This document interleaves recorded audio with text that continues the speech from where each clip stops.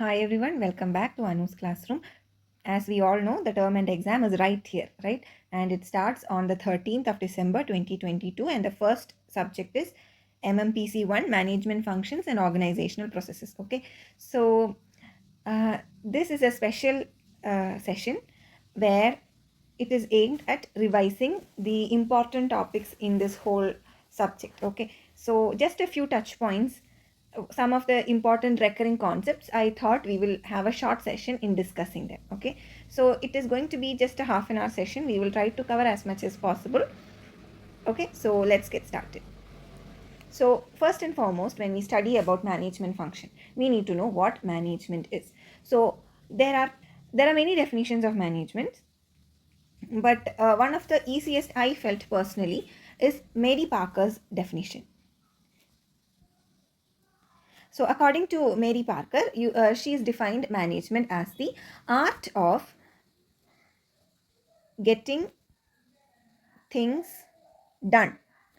Okay, the art of getting things done through the efforts of others. So according to Mary Parker, management is the art of getting things done through the efforts of others. So it is the process of getting things done through organized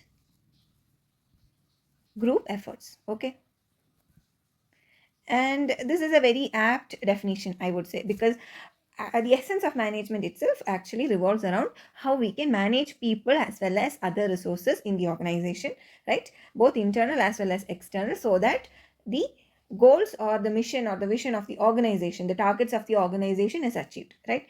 So another important aspect is how management and administration is similar or different. Management versus administration. So what is the difference? Actually, when you think about management and administration, both have almost the same principles, right? Administration department is also focusing on how we can use our resources properly and administer everything properly to achieve our goals, right? But when you think about it from a difference perspective, the one of the major differences that administration actually focuses on immediate problems, right? So it is very short term, you can say, very short sighted process administration. But management has much of a long term orientation, we can say. Okay, so that is the major difference when you think about management and versus administration. So management is a group activity, it is a universal process, it is result oriented, it is a highly continuous activity, right? And it is a well defined process as well. So the importance of management lies in the requirements to optimum use of resource, lead the organization towards the achievement of objectives and goals, right? Smooth functioning through proper task allocation, helping employees and organizations adapt to changes around them and improve the organization's standards, right? So the functions of management, this again is a very important topic. You will find multiple places while you're writing the TE exam also where you can actually put in the functions of management to show your understanding of the concept, right? So the 5 functions of management again is an important topic. What are they? Planning, okay, planning, then organizing, staffing, directing, and control. So these 5 functions very important, and the entire syllabus is actually explaining these 5 functions unit wise, right? Next, we need to know exactly about who managers are, right? Every organization have people who are responsible for helping them achieve their goals, and these people are the ones who are called managers. So what are the characters of a good manager? They should understand the vision of the organization and be able to communicate it properly. They should be capable of independently thinking and assuming responsibility. They should have adequate knowledge about the business and the organization as well as whatever they're dealing with. They should be able to take the right decision at the right time. They should be able to demonstrate leadership and motivate the team. They should have the empathy. They should know how to resolve conflicts. They should have emotional balance, right? All these things are very, very important. So what are the most important managerial skills? They should have the technical skills, right? Technical skills to carry out specified tasks. They should have humanitarian skills, or you can say humanitarian skills to facilitate the coordination of people within the organization. They should have the design ability, that is the ability to design effective solutions.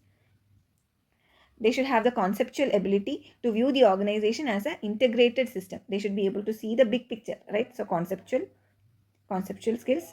They should have the analytical skills to logically analyze the situations and problems. So these are the skills required for a good manager or management.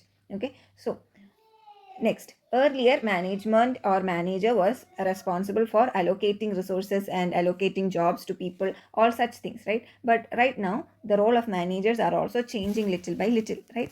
Right now, managers act as investors, as internal customers, as coaches, partners, right? And they are supposed to be involved in lifelong learning. They should know how to delegate their tasks properly, be able to create future leaders, right?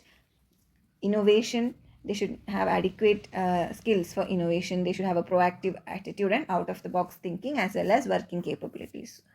So the roles of manager, you can say, is threefold. There is, we can say that it is the manager has a threefold role.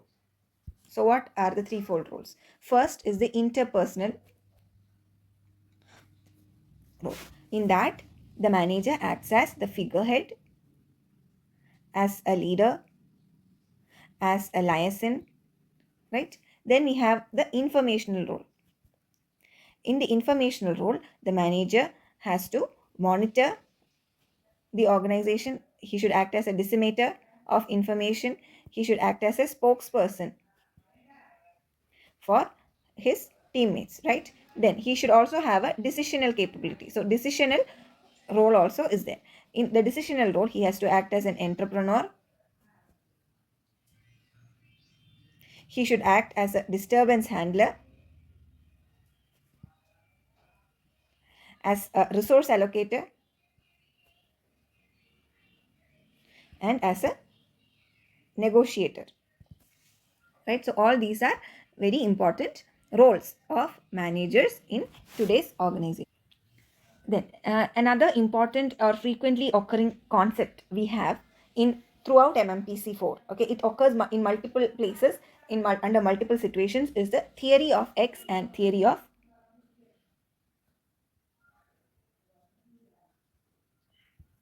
X and theory of Y. So take a look at it, right? So according to theory X and theory Y, what is happening? Okay, the theory of X in management style is more of like a carrot and stick theory. Okay, the carrot and stick theory. Here, what we think is the managers think of their subordinates or the people whom they are managing as generally they do not like to work. The average man dislikes work and therefore they tend to avoid it. He lacks the ambition, therefore they need direction. And therefore what happens is theory X managers, they try to force people to work. That is the carrot and stick theory. Whereas theory of Y, managers who believe in the theory of Y, they think of people as very participative. As such, what they think is that the people, their subordinates or the people who they are managing, they actually love to work and that they look for additional responsibilities and they are capable enough to apply self-control and self-direction. So accordingly, these type of managers, they have a very high degree of confidence in their workers. So coming to the five functions of management, the first function of management was planning, right? So in this planning, last semester, yeah, the June 2022 MMPC 1 actually had a question wherein they asked about the different types of planning. Okay, so what are the different types of planning? One is cover based on the coverage of the plan. That is, it could be strategic, tactical, or operational. Strategic plans are maybe like acquiring their own facilities for raw material or something like that. Tactical plans may be like exploring some other market or expanding their operations, something like that. Operational way, um, again, single use kind of plans. So those are the coverage based planning. Then we have plans which are focusing on certain time frames. So maybe short term plans, medium term plans, or long term plans. Then we have based on the specificity, like specifically crafted plans for achieving a certain objective or general guidelines like directional plans. Okay, so based on the specificity, please, sorry for my handwriting. Okay, specificity. Then based on the frequency of use. also plans can differ, like single use for this particular project or this particular accounting cycle. Some plans are made maybe to boost the sales in this quarter. Some plans might be made, that is single use plan. Then we have standing plans, those are the policies and procedures and etc. that happens. So, why is planning necessary actually? Planning is necessary because it ensures selection of optimum goals. It manages complexities.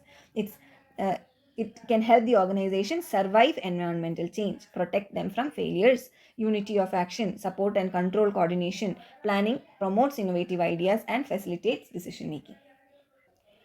Another important concept is MBO, that is management by objectives. I had discussed in detail about it while we were learning the question answers, right? While we were discussing the previous question answers. So I'm not going into it again in this class, okay? Another important concept that we have to study over here is about controlling, the especially different types of controlling and the techniques of control. Question could come like it could be a short answer question wherein they might ask you to talk about PERT or CPM, or maybe what is Gantt chart, what do you understand by Gantt chart, or maybe they will ask you to discuss about the different types of control. So questions like that, when it comes, I would suggest that you start from talking about what management is. Maybe you can talk about Mary Parker's definition about management. Then you can talk about the five important concepts or five phases of management, that is planning, organizing, staffing, directing, controlling. And then you can talk about controlling, what you understand by controlling, and then go and talk about the different types of controlling or the different techniques involved in controlling. Okay, like that you can write. As we said, we'll only get one booklet, but I would suggest you write at least around 4 to 5 pages per question, because what we are aiming at is 20 marks. Okay, and one more thing, if you have not done, chances are that at least one question might come from the pattern we have been observing every semester, that year's assignment questions, right? At least one of the assignment questions might pop up in your term and examination as well. That is what we have observed, especially when you think about it in MMPC 4, accounting for managers. It is a bit difficult subject, right? What we have observed is few questions they have directly taken it from the assignments, okay, and they have put it. So things like that could happen. So if you have not yet gone through your assignment, whatever you have written so far, please do before exams. At least that you have to study and go. You will get pass marks, that is for sure. Okay, so different types of control. So types of control, we have feed forward control. Then that is goal, feed forward means what? The focus is on before operations, before it begins, right? It is to prevent anticipated problems. Then we have concurrent control, that is applying controls to processes as they are happening. Okay, that is concurrent. It's kind of present this. Then we have feedback control, where control is exercised after the activity completes. Feedback control. Then we have internal control system, that is it could be preventive control or detective control. So those are the different types of control. Then at least there are different types of controls, like Gantt chart is there, break even analysis is there, budgetary control, PERT and CPM is there. All those different types of control is there. I would suggest you study at least two. In that, Gantt chart and PERT and CPM is a good candidate, okay, for studying. At least two minimum basic you study and go if you have not yet. Okay, same way the different leadership studies also, like Hawthorne study, again we have theory X and theory Y in that. Then we have Iowa leadership study, Michigan leadership study, Ohio State leadership study, scientific management styles. Then we have the different leadership theories. Okay, so at least one or two leadership studies also you study and go. Okay, Hawthorne studies is a good candidate because Hawthorne studies come up quite often. In Hawthorne studies, what happens is that an inquiry was made to the human relations movement. Actually, the study was undertaken at the Western Electrical Company at Hawthorne in Cicero, Chicago. That is why it is called Hawthorne study. And the study aimed at examining a lot of things. One of it was how actually the study was conducted to examine the effect of illumination level on workers' productivity. Okay, so and based on the studies, they found out that changes in work environment actually had very little effect on workers' productivity. So what you can say, so depending on that, Hawthorne studies, what you can say, it found out that social norms is what determines the level of productivity. It is not the psychological ability of the worker. Behavior of workers significantly affected by non-economic rewards and sanctions. Money is not the only motivator of people. People can exercise self-control. All those type of things we understood in Hawthorne studies on the from the point of view of the worker. Similarly, from the point of view of the manager also, we found out a few things. So, according to that, what we found is that a leader has not only to plan, decide, organize, and lead and control, but they also have to consider the human element, because how workers' productivity is not just about their environment, but more about how they are being treated as well. So, all the social needs of the what you can say, the employee has to be taken care of and has to be recognized for work interaction, so that people work productively. So that is the Hawthorne studies. This has also been coming on and off here and there on multiple places. It is important, you can keep a note of that. Same way, theory of X and theory of Y is also coming up in the leadership studies. Then the different leadership theories like trade theory, group and exchange theory, social learning theory, managerial grid theory. Managerial grid theory is a little bit important, I would say. And then at least one or two again leadership theories also you must keep in mind and go. Okay, path goal leadership theory is important. Contingency theory of leadership is easy to study, so you can think of that. And then so these are all the what you can say, some of the traditional leadership theories, you can say. And then we have the modern theory of leadership, so that is important. Maybe you might get a question about describe the modern theories of leadership. Means you have to describe actually three theories are there in the modern theory of leadership. So one is the charismatic leadership style. Okay, the other is transformational leadership style, and the third is servant leadership type. Then we have authentic leadership type and abusive leadership type. Okay, so those were the modern theories of leadership. Question could have come like, what are the describe the at least two modern theories of leadership, something like that. So charismatic leadership you can easily see. So that is charismatic leaders tend to lead by the force of their personal abilities and capability. Like Mahatma Gandhi, he was a charismatic leader. He led by his virtue, right?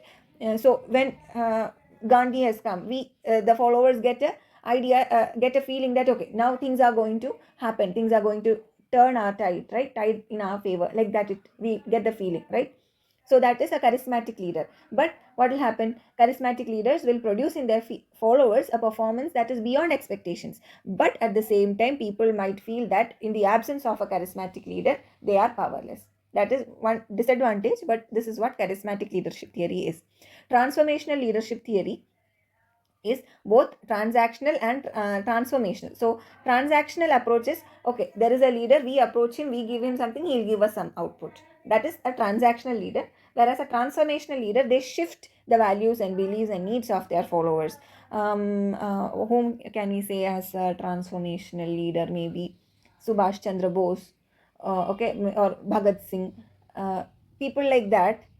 Okay, Jesus Christ could you can also think of him like that. So they shifted, they were leaders of the world who shifted the values and beliefs and needs of their followers into something much more better, right? They uplifted their followers, they made them stronger. So those are transformational leaders. They are aimed at changing the situations for the better, develop their followers into leaders, right? Then we have servant leadership, where the aim of the leaders is to serve first, right? They do everything to make them the people whom they serve better. So that the team becomes better, the team becomes healthier, wiser, freer, more autonomous, and more likely themselves to become servants. Okay, um, so those are servant leadership. You can come up with your own examples of whom you think is a good example of servant leaders. Then we have authentic leadership, where the leader itself is a very confident, hopeful, optimistic person, okay, and is future oriented and gives priority for developing the associates to become leaders. Then we have abusive leaders, where who use excessive power to serve their own interest by dominating and authoritative ways to achieve what they want. Okay, what they do is they manipulate others to gain their own purposes, and the main aim for such leaders is that they want to win at any cost. Okay, so those are abusive leaders. So this is a good candidate for an essay question.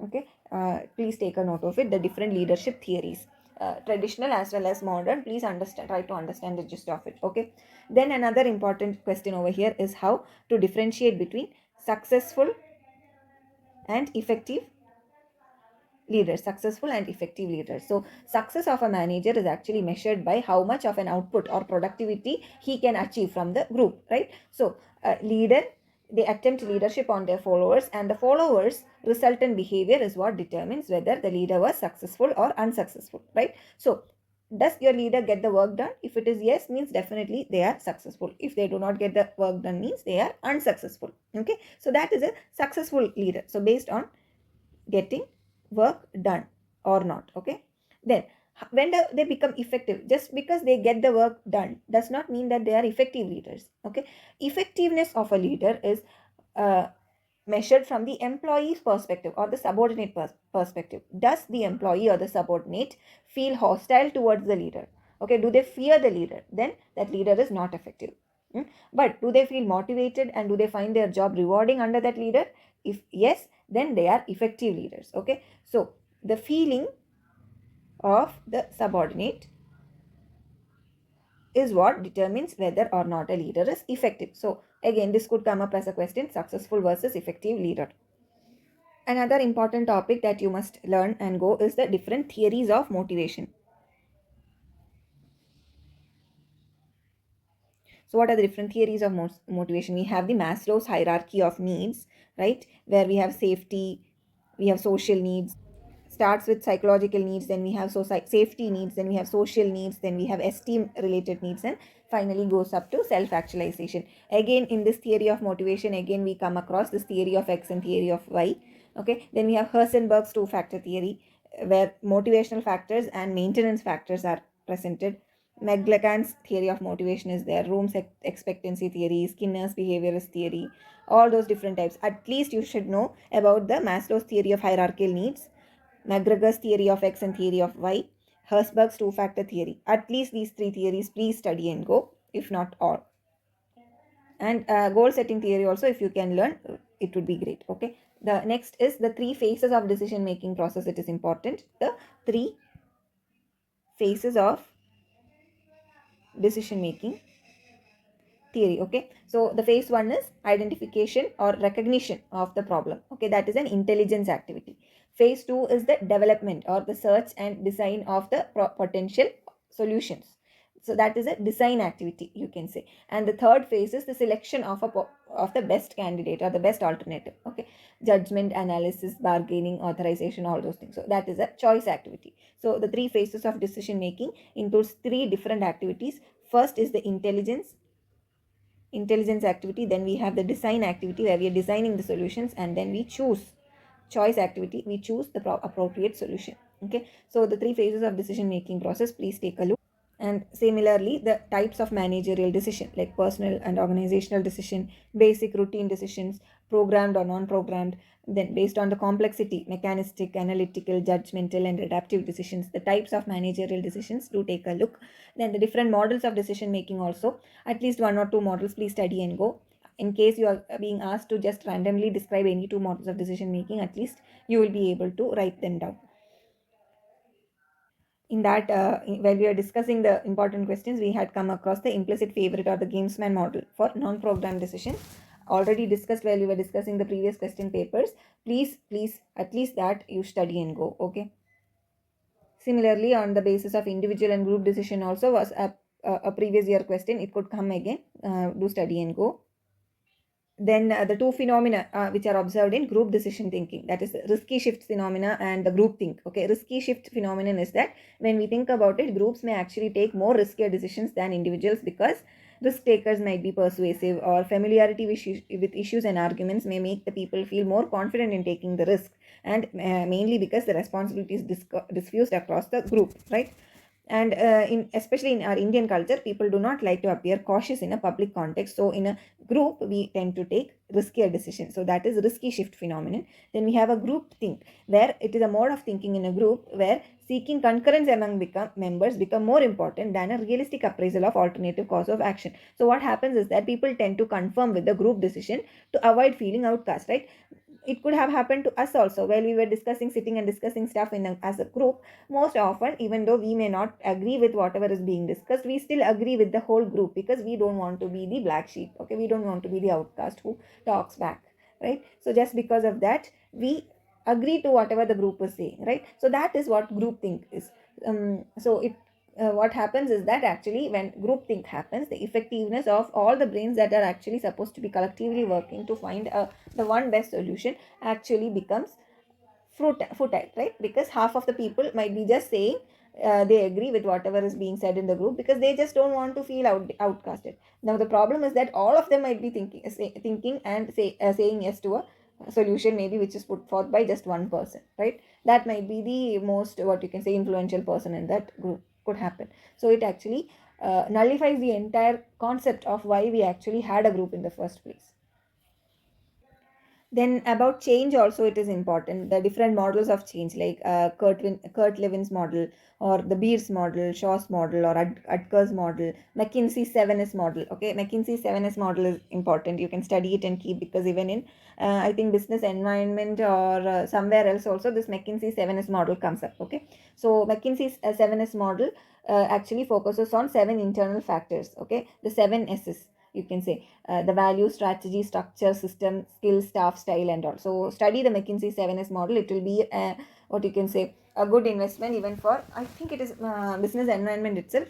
One of the other following subjects also has McKinsey 7S model. Okay, so it is good that you keep studying it, study it and keep.